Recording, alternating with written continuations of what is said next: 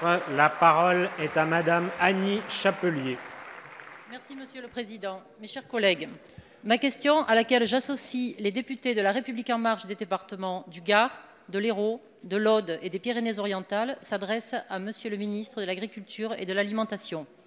Monsieur le ministre, je tiens d'abord à saluer votre sincère implication dans le dialogue et la concertation dans ce domaine de la viticulture, si précieux à notre région. Le phénomène d'importation massive de vin espagnol par la grande distribution est en forte progression, mettant à rude épreuve notre viticulture. Le coût de production est beaucoup moins cher en Espagne et la réglementation y est plus flexible. S'ajoute à cela un problème d'étiquetage pouvant tromper le consommateur sur la provenance du produit. Nous faisons donc clairement face à un cas de concurrence déloyale à plusieurs niveaux.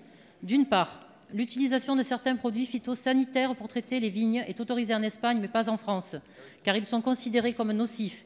Et bien que ces produits soient interdits chez nous, l'importation de vins traités avec ne l'est pas pour autant.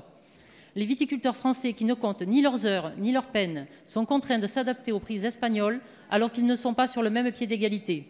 D'autre part, il a été constaté des anomalies liées à l'étiquetage des vins espagnols dans la grande distribution. Des bag-in-box espagnols sous le label Pays d'Oc sont par exemple commercialisés dans de nombreuses grandes surfaces et placés dans les rayons de produits locaux.